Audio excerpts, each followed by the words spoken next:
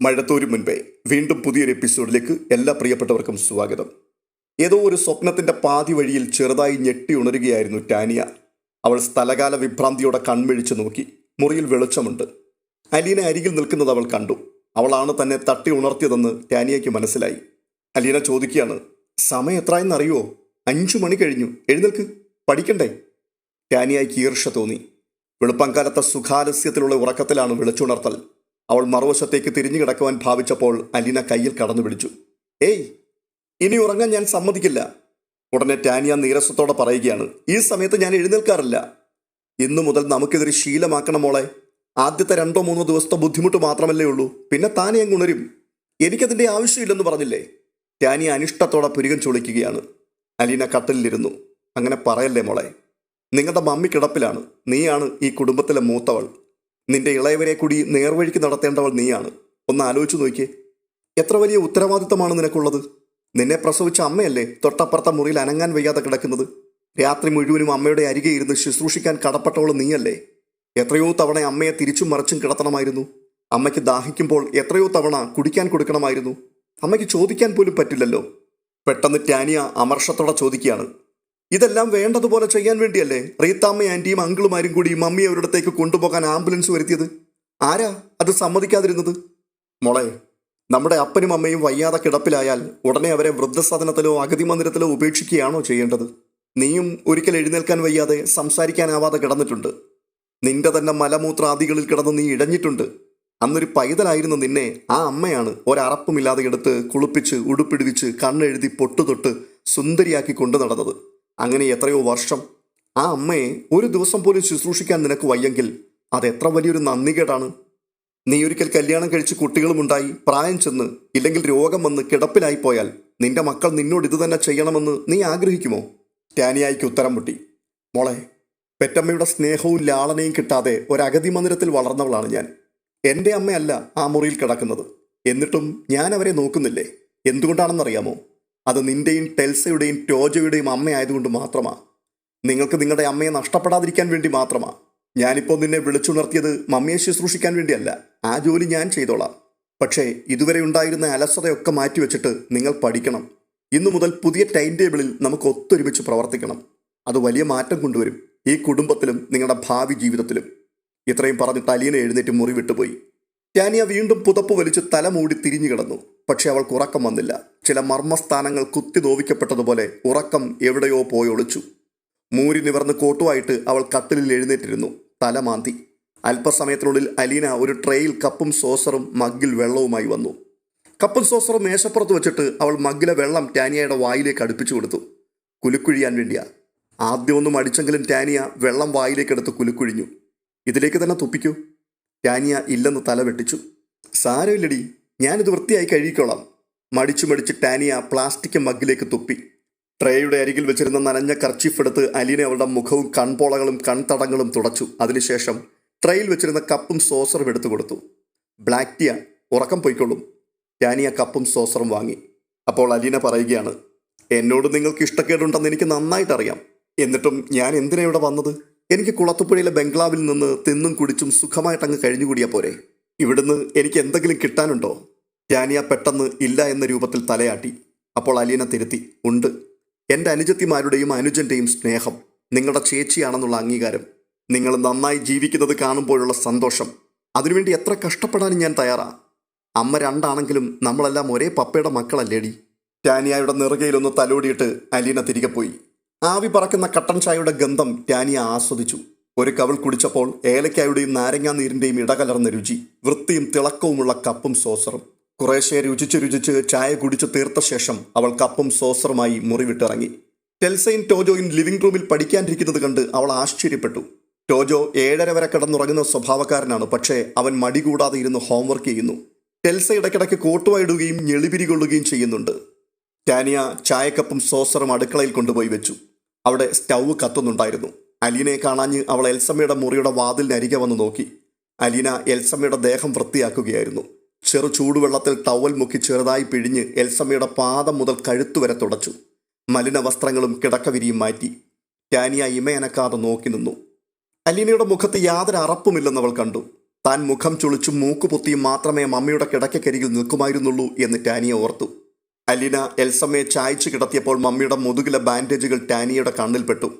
Aleena Dettol വെള്ളത്തിൽ പഞ്ഞി മുക്കി ബാൻഡേജ് കുതിർക്കുന്നു. ബാൻഡേജിന് കീഴെ മരുന്ന് പുരട്ടിയ പഞ്ഞിത്തുണ്ടുകൾ. അലീന സൂക്ഷ്മതയോടെ പഞ്ഞിത്തുണ്ടുകൾ ഓരോന്നായി മമ്മിക്ക് വേദനിക്കാതെ മെല്ലെ മെല്ലെ അടർത്തി മാറ്റുകയാണ്. പഴുപ്പ് കലർന്ന മാംസത്തിൽ നിന്ന് വിമുക്തമാക്കിയ ഓരോ പഞ്ഞിത്തുണ്ടുകളിലും ചോരയും ചലവും പറ്റിപ്പിടിച്ചിരിപ്പുണ്ട്. എല്ലാ പഞ്ഞിത്തുണ്ടുകളും നീക്കം ചെയ്തു കഴിഞ്ഞപ്പോൾ ചോരയും പഴുപ്പും ഇരിക്കുന്ന മാംസം കൊണ്ടുള്ള ഒരു ചിരട്ടക്കുഴി മുതുകിൽ ദൃശ്യമായി. അലീന അടുത്ത ബാൻഡേജ് ഡെറ്റോൾ വെള്ളത്തിൽ പഞ്ഞി മുക്കി കുതിർത്ത് അവയിലെയും പഞ്ഞിത്തുണ്ടുകൾ നീക്കം ചെയ്തു. ഒടുവിൽ 4 മാംസക്കുഴികൾ എൽസമ്മയുടെ മുതുകിൽ കാണാറായി.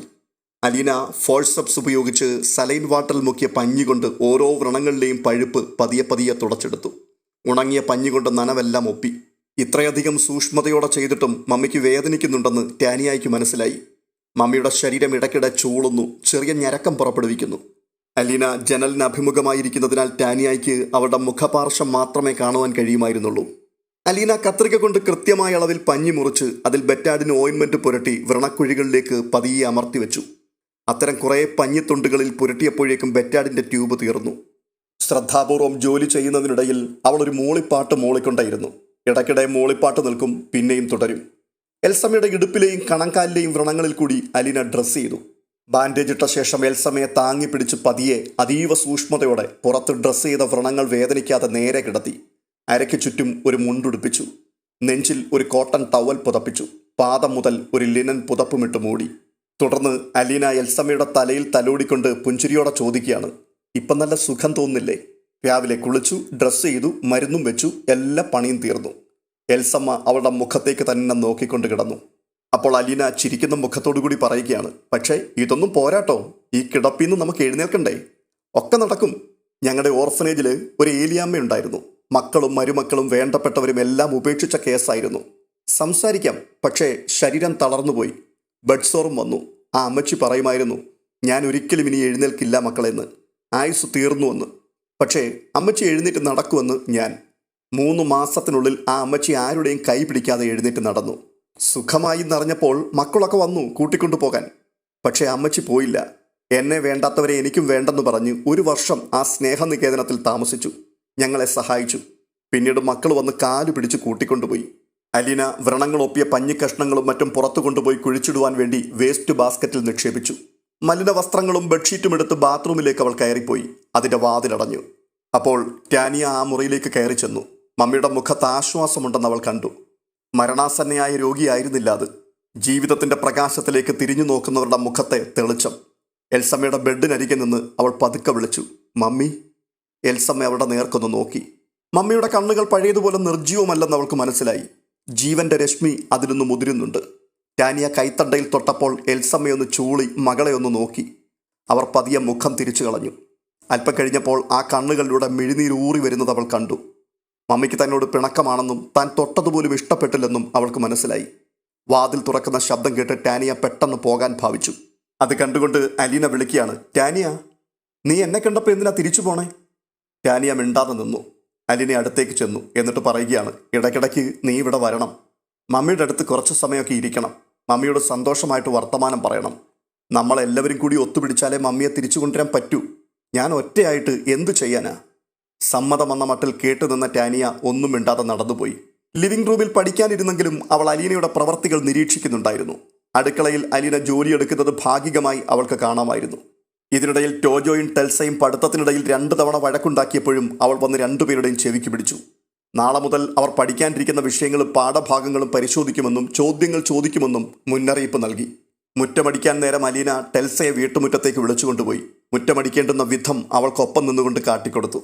ടെൽസയ്ക്ക് ഒരു ജോലിയും ഏകാഗ്രതയോടെ ചെയ്യാൻ അറിയില്ല. ഒരു ജോലിയും പൂർത്തിയാക്കാൻ അവൾ ശ്രമിച്ചിട്ടുമില്ല. എല്ലാം പാതി വഴിക്കിട്ടിട്ട് പോവും. പഠനവും അങ്ങനെ തന്നെയായിരുന്നു. ടോജോയേക്കാൾ മൂത്തവളാണെങ്കിലും താഴ്ന്ന ക്ലാസ്സിലാണ് അവൾ പഠിക്കുന്നത്. മിക്ക പരീക്ഷകളിലും അവൾ പരാജയപ്പെട്ടിരുന്നു. പക്ഷെ അലീന അവളെ കൂടെ കൂട്ടി ഓരോന്നും പറഞ്ഞു കൊടുക്കുകയും ചെയ്യിക്കുകയും ചെയ്തത് കണ്ടപ്പോൾ ടാനിയയ്ക്ക് തോന്നി വളരെ വേഗം അവൾ കാര്യഗ്രഹണശേഷി വീണ്ടെടുക്കുമെന്ന്. ഇന്നലെ വഴക്കുണ്ടായതും അടി കിട്ടിയതുമെല്ലാം അവൾ മറന്നു കഴിഞ്ഞിരിക്കുന്നു. മാത്രവുമല്ല, ഒരു നായ്ക്കുട്ടിയെപ്പോലെ അനുസരണയോടെ അവൾ അലീനയോട് ഇണങ്ങി നിൽക്കുന്നു. ജെറിയുടെ ബൈക്ക് സ്റ്റാർട്ടാകുന്ന ശബ്ദം കേട്ടപ്പോൾ ടെൽസ ഇരുന്നിടത്ത് നിന്ന് പെട്ടെന്ന് എഴുന്നേറ്റു. അവൻ ഹോൺ അടിക്കുന്നത് കേട്ട് അവൾ മുറ്റത്തിന് നേർക്ക് നോക്കി. അലീന അടുക്കള വാതിക്കൽ നിന്ന് പെട്ടെന്ന് ഓടി വരുന്നത് കണ്ടുകൊണ്ട് ടെൽസ അവിടെ ഇരുന്ന് കളഞ്ഞു. കുറെ കഴിഞ്ഞപ്പോൾ റീത്താമ്മ വീട്ടിലേക്ക് കയറി വന്നു. വീടിന്റെ സർവാധികാരിയെ പോലെ എല്ലായിടത്തും കയറി ഇറങ്ങി നടന്നു. എന്നെ തടയാൻ ചുണയുള്ളവർ നേരിട്ടു എന്ന് വെല്ലുവിളിക്കുന്ന മട്ട്. അവർ എൽസമ്മയെ കിടത്തിയ മുറിയിൽ ചെന്ന് നോക്കി. അവിടുന്ന് അടുക്കളയിലേക്ക് വന്നു. അലീന അവരെ കണ്ടതേയില്ലെന്ന മട്ടിൽ തന്റെ ജോലി ചെയ്തുകൊണ്ടിരിക്കുകയായിരുന്നു. റീത്താമ്മ അങ്ങോട്ടേക്ക് ചെന്നിട്ട് പറയുകയാണ്, ഒരു പുതിയ ഭരണക്കാരി വന്നിരിക്കുന്നു. ഇത്രയും കാലം എവിടെയായിരുന്നടി നീയൊക്കെ? അലീന ഒന്നും മിണ്ടാതെ തേങ്ങാ ചുരണ്ടുന്ന പണി തുടർന്നുകൊണ്ടായിരുന്നു. അപ്പോൾ റീത്താമ്മ വീണ്ടും, എടി എരണം കെട്ടവളെ, നീ ഇന്നലെ എൻ്റെ മോനെക്കുറിച്ച് എന്തൊക്കെയാടി പറഞ്ഞത്? നിന്റെ തന്തയുടെയും നിന്റെ പിഴച്ചുപറ്റ തള്ളയുടെയും സ്വഭാവമാണ് മറ്റുള്ളവർക്കെന്ന് നീ കരുതിയോ? എൻ്റെ മോനെ പറ്റി അനാവശ്യം പറഞ്ഞാലുണ്ടല്ലോ നിന്റെ നാക്ക് ഞാൻ അരിഞ്ഞു കളയും. വൃത്തി കെട്ടവളെ, നിനക്ക് ചുണയുണ്ടോടി ഒന്നുകൂടെ പറയാൻ? അടുക്കളയിലെ ഒച്ച കേട്ട് ടാനിയായും ടെൽസയും ടോജോയും പെട്ടെന്ന് അവിടേക്ക് വന്നു. എന്താടി നീ മിണ്ടാത്തത്? നിന്റെ വായിലെന്താ വഴുതനങ്ങയാണോ? ഞങ്ങൾ പുളിക്കൽക്കാര് ഇന്നേ വരെ അന്തസ്സും അഭിമാനവും വിറ്റ് ജീവിച്ചിട്ടില്ലടി. തറവാട്ടിൽ പിറന്നവരാണ് ഞങ്ങൾ, അല്ലാതെ നിന്നെ പോലെ കണ്ട അനാഥശാലയിൽ നിന്ന് തെണ്ടിക്കേറി വന്നവരല്ല. എൻ്റെ മോനെക്കുറിച്ച് അനാവശ്യം പറയുവാൻ നിനക്ക് എന്ത് യോഗ്യതയടിയുള്ളത്? രണ്ടും കെട്ട് ജീവിച്ച ഏതോ തേവിടിശിക്ക് പിഴച്ചുണ്ടായ ജന്തു. ടാനിയായും ടോജോയും ടെൽസയും അന്തം വിട്ട് നിൽക്കുകയാണ്. അലീന ഇതിന് ചുട്ട മറുപടി പറയുമെന്ന് ടാനിയ കരുതി. ഇന്നലെ അവൾ ഇതേ റീത്താമ്മയുടെ നേർക്ക് അടിമുടി കത്തിജ്വലിക്കുന്നത് ടാനിയ കണ്ടതാണ്. പക്ഷേ ഇപ്പോൾ അവൾ പ്രതികരിക്കുന്നേയില്ല. തേങ്ങ ചുരണ്ടിക്കഴിഞ്ഞ് അവൾ കുറെ ചുവന്നുള്ളി എടുത്തു വെച്ച് അതിൻ്റെ തൊലി കളയുകയാണ്. എടി നാണോ മാനോ തൊട്ട് തേച്ചിട്ടുണ്ടെങ്കിൽ നീ ഈ വീട്ടിൽ വന്ന് താമസിക്കുവോ? നിന്റെ തൊലിക്കെട്ടി അത് ഞാൻ സമ്മതിച്ചിരിക്കുന്നു. നീ നിന്റെ തന്തയെ വിളിച്ചു വരുത്തി കുറെ പോലീസുകാരെയും കൊണ്ടൊന്ന് വരട്ടിയാലൊന്നും പേടിക്കുന്നവരല്ലടി പുളിക്കൽക്കാർ. അത്രയും കേട്ടപ്പോഴേക്കും ടാനിയ മുൻപോട്ട് ചെന്നു. എന്നിട്ട് റീത്താമ്മയുടെ മുഖത്ത് നോക്കി ചോദിക്കുകയാണ്, ആൻറ്റി എന്തിനാ വെറുതെ ഇവിടെ കിടന്ന് വഴക്കുണ്ടാക്കുന്നേ? വെറുതെ ആണോടി? ഇന്നലെ അവൾ എൻ്റെ മോനെ പറ്റി അവിഖ്യാതി പറഞ്ഞു, നീ കേട്ടതല്ലേ? എട്ടും പൊട്ടും തിരിയാത്ത പെങ്കൊച്ചിനെ രാത്രിയിൽ വിളിച്ചിറക്കി അവൻ ഏതാണ്ട് ചെയ്തു പോലും. എങ്ങനെ തോന്നിയടി അവൾക്കിത് പറയാൻ? ശത്രുക്കളോട് പോലും പറയാൻ അറയ്ക്കുന്ന വൃത്തികേടല്ലടി അവൾ പറഞ്ഞത്. ഓർത്തിട്ട് എൻ്റെ ചോര തിളക്കിയ ഇവരുടെ നാക്കു വെട്ടിയരിഞ്ഞ് കളയണ്ടേ? ബുദ്ധി ഉറയ്ക്കാത്ത പെൺകുട്ടിയാണല്ലോ എന്നുള്ള സഹതാപം കൊണ്ട് അവൻ വല്ലപ്പോഴും മുട്ടായിയോ പലഹാരമോ വാങ്ങിക്കൊണ്ടുവന്ന് കൊടുക്കും. പോരെങ്കിൽ അവൻ്റെ സ്വന്തം കൂടപ്പുറപ്പിനെ പോലെയാണല്ലോ എന്ന് വിചാരിച്ചിട്ടുള്ള വാത്സല്യം കൊണ്ടും മിനിഞ്ഞാന്ന് രാത്രിയിൽ അവൻ വരാൻ ഇത്തിരി വൈകിപ്പോയി എന്നുള്ളത് കൊണ്ടും എന്തായാലും വാങ്ങിച്ചോണ്ട് വന്നതല്ലേ, കൊടുത്തേക്കാമെന്ന് വിചാരിച്ച് കൈയോടെ കൊണ്ടുവന്ന് വിളിച്ചുണർത്തി കൊടുത്തതാണോടി വലിയ തെറ്റായി പോയത്? ഉടനെ അവളത് വ്യാഖ്യാനിച്ചിരിക്കുന്നു. റീത്താമ്മ തലതിരിച്ച് അലീനയുടെ മുഖത്തേക്ക് വീണ്ടും നോക്കിയിട്ട് പ്രാവുകയാണ്. നിന്റെ നാക്ക് പുഴുത്തു പോകത്തേ ഉള്ളടി. എൻ്റെ ചെറുക്കൻ ഇന്നലെ രാത്രിയിൽ ഒരുപോലെ കണ്ണടച്ചിട്ടില്ല, നിനക്കറിയുവോ? ചങ്കു വിലങ്ങിയതുപോലെ ആയിരുന്നു അവൻ ഇന്നലെ. പാവം, അമ്മാതിരി ചീഞ്ഞ വർത്തമാനമല്ലേ അവൻ്റെ മുഖത്ത് നോക്കി ഇവൾ പറഞ്ഞത്. അവനൊരു പാവൻ ചക്കനായതുകൊണ്ട് നന്നായി. വേറെ ആരെങ്കിലും ആയിരുന്നെങ്കിൽ ഒരു കത്തി എടുത്തോണ്ട് വന്ന് ഇവളുടെ ചങ്കിലോട്ട് കുത്തി അങ്ങ് കയറ്റിയേനെ. പെട്ടെന്ന് ടാനിയ പറയുകയാണ്, ആൻറ്റി അത്രയ്ക്കൊന്നും പറയണ്ട കേട്ടോ. ജെറിച്ചായൻ അത്ര പുണ്യവാളനൊന്നും അല്ലെന്ന് എനിക്ക് നന്നായിട്ടറിയാം. ടാനിയയുടെ ആ വാക്കുകൾ അപ്രതീക്ഷിതമായി മുഖത്തേറ്റ ഒരു അടി പോലെയായിപ്പോയി റീത്താമ്മയ്ക്ക്. അവർ സ്തബ്ധയായി നിന്നുപോയി. അത്രയും സമയം ഉള്ളിയും പച്ചമുളകും അരിയുകയായിരുന്ന അലീന ആശ്ചര്യത്തോടെ മുഖം തിരിച്ച് ഒന്ന് നോക്കിപ്പോയി. ഈ വീട്ടിലും തനിക്ക് വേണ്ടി ഒരു ശബ്ദം ഉയർന്നിരിക്കുന്നു. പെട്ടെന്ന് റീത്താമ്മ ടാനിയുടെ മുൻപിലേക്ക് ചെന്നു. എന്നിട്ട് ചോദിക്കുകയാണ്, എന്താടി നീ പറഞ്ഞതിൻ്റെ അർത്ഥം? അർത്ഥവും വ്യാകരണവും ഒന്നും പറയാൻ പറ്റില്ല. ആൻറ്റി അത്ര പൊട്ടിയൊന്നും അല്ലല്ലോ, പിന്നെ എന്നാത്തിനാ ഇങ്ങനെയൊക്കെ ചോദിക്കുന്നേ? എനിക്ക് മനസ്സിലായിടി. 3 ദിവസം കൊണ്ട് നീയൊക്കെ അവളുടെ കക്ഷി ചേർന്നു അല്ലേ? 10-12 വർഷം എൻ്റെ മക്കളെ പോലെ നിന്നെയൊക്കെ ഞാൻ നോക്കിയതാണ്. എൻ്റെ മക്കളും നിനക്കൊക്കെ ശത്രുക്കളായി അല്ലേടി?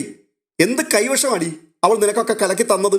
ഉടനെ ടാനിയ പിറുപിറുപ്പോടുകൂടി പറയുകയാണ്, ഇവിടെ ആരും കൈവശമൊന്നും കലക്കി തന്നിട്ടുമില്ല, ആരും കുടിച്ചിട്ടുമില്ല. അപ്പോൾ റീത്താമ്മ, മോളെ ടെൽസ, കൊച്ചിങ്ങി വന്നേ ചോദിക്കട്ടെ, ജെറിച്ചായൻ മോളോട് എന്തെങ്കിലും മോശമായിട്ട് പറയുകയോ ചെയ്യുകയോ ചെയ്തിട്ടുണ്ടോന്ന്? റീത്താമ്മ ടെൽസയെ വിളിച്ചുകൊണ്ട് അടുക്കളയിൽ നിന്ന് പുറത്തേക്കിറങ്ങി. പെട്ടെന്ന് പുറകിൽ നിന്നുകൊണ്ട് അലീന വിളിക്കുകയാണ്, ടെൽസ. റീത്താമ്മ വിടാനുള്ള ഭാവമില്ല. അവർ ചോദിക്കുകയാണ്, എടി നിനക്ക് ഭക്ഷണം കഴിക്കണ്ടേ? സ്കൂളിൽ പോകണ്ടേ? പെട്ടെന്ന് ടെൽസ, ശരിയാ, വീട്ടിലെടുത്ത് വെച്ചിട്ടുണ്ട് ഭക്ഷണം, അങ്ങോട്ട് വാ. അല്ലെങ്കിൽ ഇവിടെ നല്ലല്ലോ നിങ്ങൾ കഴിച്ചുകൊണ്ടിരിക്കുന്നത്, ആണോ? ടാനിയായും വാ. അതിന് ടാനിയ, ഞാൻ വരുന്നില്ല. അതെന്താ നീ വരാത്തത്? ഇവിടെ ഉണ്ടാക്കുന്നുണ്ട് ഞങ്ങൾക്കുള്ള ഭക്ഷണമൊക്കെ. ഓഹോ, അപ്പൊ ഇനി എന്നെ വേണ്ടാന്ന്. മുതൽ ഇന്നലെ തെണ്ടിക്കേറി വന്നവൾ ഉരുട്ടി തരുന്നത് മാത്രം മതിയെന്ന് അല്ലേടി? എവിടായിരുന്നടി ഇവളൊക്കെ ഇത്രയും നാള്? ഇനി എത്ര നാൾ അവൾ ഉരുട്ടി തരും നിനക്കൊക്കെ? ഉടനെ ടാനിയ ചോദിക്കുകയാണ്, എത്ര നാള് ഞങ്ങൾ വല്ലയിടത്തും പോയി കഴിക്കും? വല്ലയിടത്തുമോ? എൻ്റെ വീട്ടിൽ വന്ന് എന്തുമാത്രം ഉരുട്ടി വിഴുങ്ങിയിട്ടുണ്ടടി. എന്നിട്ടിപ്പം വല്ലയിടവും. ആൻറ്റിയുടെ വീടെന്നല്ലേ ആൻറ്റി ഇപ്പം പറഞ്ഞത്? ഞങ്ങളുടെ സ്വന്തം വീടല്ലല്ലോ. നീ ഇനി കൂടുതൽ വിസ്തരിക്കൊന്നും വേണ്ടടി. നിന്നെ എനിക്ക് നന്നായിട്ട് മനസ്സിലായി. മറ്റവരുടെ കയ്യിൽ പൂത്ത പണവും പുത്തൻ കാറും ഉണ്ടെന്ന് കണ്ടപ്പോൾ നേരെ അങ്ങോട്ട് ചാഞ്ഞു. കൊള്ളാം. മോളെ ടെൽസ, മോള് വാ, അവളെ നോക്കണ്ട. റീത്തമ്മ ടെൽസയുടെ കയ്യിൽ പിടിച്ചു വലിച്ചു. പക്ഷേ ടെൽസ പൂച്ചയ്ക്ക് കയറിട്ടതുപോലെ നിന്നു. അവൾ കൂടെ തലതിരിച്ച് അലീനയെ നോക്കി. അവൾക്ക് പോകണമെന്നുണ്ട്, പക്ഷേ അലീനയുടെ അനുവാദമില്ലാതെ പോകാനും വയ്യ. അലീന പക്ഷേ അത് ശ്രദ്ധിക്കാനേ പോയില്ല. ഒടുവിൽ റീത്താമ്മയുടെ കൈ വിടുവിച്ചുകൊണ്ട് ടെൽസ പറയുകയാണ്, ഞാൻ വരുന്നില്ല, ചേച്ചി വഴക്ക് പറയും. നീ വന്നേ, ഞാനതൊക്കെ നോക്കിക്കൊള്ളാം. ഇല്ല, അവൾ പിന്മാറി. ടോജോ, നീ വരുന്നുണ്ടോ? നിഷേധ രൂപത്തിൽ അവൻ ചുമൽ കൂച്ചിക്കൊണ്ട് വിസമ്മതം അറിയിച്ചു. കൊള്ളാം, നന്നായി. പാമ്പിന്റെ കുഞ്ഞുങ്ങൾക്കാണല്ലോ കർത്താവെ ഞാൻ ഇത്രയും നാളും തീറ്റ കൊടുത്തത്. ഇപ്പൊ തിരിഞ്ഞു കൊത്താറായി. എനിക്കും എൻ്റെ മക്കൾക്കും ഇത് തന്നെ കിട്ടണം. തിന്ന ചോറിന് നന്ദിയും കൂറുമില്ലാത്ത വിഷജന്തുക്കള്. റീത്താമ്മ പ്രാഗിക്കൊണ്ട് ആ വീട്ടിൽ നിന്നും ഇറങ്ങിപ്പോയി. അലീന വേഗത്തിൽ ആഹാരം വിളമ്പി മേശപ്പുറത്ത് വെച്ചു. ടെൽസ കുളിക്കാതെയാണ് ബ്രേക്ക്ഫാസ്റ്റ് കഴിക്കാൻ വന്നിരുന്നത്. അലീന അവളെ വഴക്കു പറഞ്ഞ് ഓടിച്ച് കുളിമുറിയിൽ കയറ്റി. അവൾ അകത്തു നിന്നുകൊണ്ട് വാതിലിടിക്കുകയും മാന്തുകയും ഒക്കെ ചെയ്യുന്ന ശബ്ദം പുറത്ത് കേൾക്കായിരുന്നു. ടാനിയ, വന്നേ, കഴിക്കാനെടുത്തു വെച്ചു. അലീന വിളിക്കുകയാണ്. മടിയൊന്നും കൂടാതെ ടാനിയ ചെന്നിരുന്നു. അലീന അരികെ നിന്ന് ഓരോന്നും എടുത്തു കൊടുത്തു. ടോജോ നേരത്തെ കഴിച്ചു തുടങ്ങിയിരുന്നു. 5 മിനിറ്റിനുള്ളിൽ ടെൽസ കുളി കഴിഞ്ഞു വന്ന് ഭക്ഷണം കഴിക്കാനിരുന്നു. അവൾ തലമുടി നല്ലതുപോലെ തുവർത്തിയിരുന്നു പോലുമില്ല. അലീന നോക്കിയപ്പോൾ മുടിയിലൂടെ മുതുകിലേക്ക് വെള്ളം ഇറ്റിറ്റ് വീഴുന്നുണ്ട്. അലീന പോയി തോർത്തെടുത്തുകൊണ്ട് വന്ന് ടെൽസ ഭക്ഷണം കഴിക്കുന്നതിനിടയിൽ കസേരയുടെ പിന്നിൽ നിന്നുകൊണ്ട് അവളുടെ തല തുവർത്തിക്കൊടുത്തു. അലീന നിർത്തിയപ്പോൾ ടെൽസ പറയുകയാ, ഇനിയും വേണം ചേച്ചി, തലയിൽ ഇനിയും വെള്ളമുണ്ട്. അവളെ സംബന്ധിച്ചിടത്തോളം ഇത്തരം ലാളനകൾ ജീവിതത്തിൽ ആദ്യമായിട്ടാണ് ലഭിക്കുന്നത്. അപ്പോൾ അലീന, ഇനി നാളെ. അലീന അവരുടെ ടിഫിൻ ബോക്സിനുള്ളിൽ ലഞ്ചുകൾ നിറയ്ക്കുവാൻ വേണ്ടി പോയി. ടാനിയയുടെ യൂണിഫോം അവിടെ ചുളുങ്ങിയിരിക്കുന്നതായി കണ്ടു. അലീന ടാനിയോട് ചോദിക്കുകയാണ്, നീ ഇന്നലെ ഇട്ടത് മാറിയില്ലേ? ഇല്ല. വേറെ ഇല്ലേ നിനക്ക്? അതൊക്കെ മുഷിഞ്ഞു കിടക്കുക. അതിങ്ങി അഴിച്ചതാ, ഞാൻ പെട്ടെന്ന് അയൺ ചെയ്തു തരാം. വേണ്ട, ഇതൊക്കെ മതി. ഛേ, 1 മിനിറ്റ് മതി. അലീന പെട്ടെന്ന് അവളുടെ യൂണിഫോം അഴിച്ചു വാങ്ങി തിടുക്കത്തിൽ അയൺ ചെയ്തു കൊടുത്തു. അതിൻ്റെ കോളറും ബട്ടണും ശരിയായ രീതിയിൽ പിടിച്ചു വെച്ചു. ഇടത്തെ കവിളിൽ പൗഡർ അല്പം കൂടുതലുണ്ടെന്ന് കണ്ടിട്ട് കൈത്തലം കൊണ്ട് അത് തലോടി മാറ്റി. കവിളത്ത് ഒരു ഉമ്മയും കൊടുത്തു. എന്നിട്ട് പറയുക, സന്തോഷമായിട്ടിരിക്കണം കേട്ടോ. ടാനിയയുടെ മുഖത്ത് ഒരു മന്ദഹാസമുണ്ടായി. അവൾ മെല്ലെ ശിരസനക്കി. ടെൽസ അത് കണ്ടുകൊണ്ട് 2 പേർക്കും ഇടയിലൂടെ നുഴഞ്ഞു കയറിയിട്ട് പറയുകയാണ്, എനിക്കും വേണം ഉമ്മ. അലീന അവളുടെ മുഖവും പിടിച്ചു മൂക്കിൻ്റെ തുമ്പത്ത് ചെറുതായി കടിച്ചു. അയ്യോ ചേച്ചി, എന്നെ കടിച്ചു. ടെൽസ നിലവിളിക്കുകയാണ്. അലീന അവളുടെ വായ പൊത്തി അവളുടെ ഇടത്തെ കണ്ണിൽ ഒരു ഉമ്മ കൊടുത്തു. എന്നിട്ട് ചോദിക്കുക, മതിയോ? അവൾ ഉടനെ വലത്തെ കണ്ണിന് മീതെ തൊട്ട് കാണിച്ചു. ആ, ഇപ്പോൾ സ്കൂളിൽ പോ, അവിടെ തിരിച്ചു വരുമ്പോൾ തരാം. 3 പേരെയും അലീന സ്കൂളിലേക്ക് യാത്രയാക്കിയിട്ട് തിരികെ അടുക്കളയിലേക്ക് കയറി. ഇവിടെ തൻ്റെ ചുവടുറച്ചു കഴിഞ്ഞുവെന്ന് അവൾക്ക് മനസ്സിലായി. കുട്ടികൾ തന്നെ ഇഷ്ടപ്പെട്ടു തുടങ്ങിയിരിക്കുന്നു. എന്നിരുന്നാലും വലിയ വെല്ലുവിളികൾ വരുവാൻ പോവുകയാണ് എന്നവൾക്ക് തോന്നി. ടാനിയായിക്ക് എന്തൊക്കെയോ രഹസ്യങ്ങളുണ്ടെന്ന് ആദ്യം തന്നെ അവൾ ഊഹിച്ചിരുന്നു. വീട്ടിലെ ദുരിതത്തിനും പഠനത്തിരക്കിനും അപ്പുറത്ത് അവൾക്ക് ചില ആത്മസംഘർഷങ്ങളുണ്ട്. രഹസ്യങ്ങളുള്ളവരാണ് സംസാരിക്കാൻ വിമുഖത കാട്ടുന്നത്. 9 മണിയോടുകൂടി കുളത്തുപുഴയിൽ നിന്നും 2 വണ്ടികൾ എത്തിച്ചേർന്നു. കാറ് ആദ്യം വീട്ടുമുറ്റത്തേക്ക് വന്നു നിന്നു. അതിൽ നിന്നും ഔതക്കുട്ടിച്ചായനും ബബിതയും സ്റ്റാൻലിയും ഇറങ്ങി. പുറകെ വന്ന ജീപ്പിൽ പണിയാളുകളാണ് ഉണ്ടായിരുന്നത്. പണിയായുധങ്ങളുമായി അവരും ഇറങ്ങി.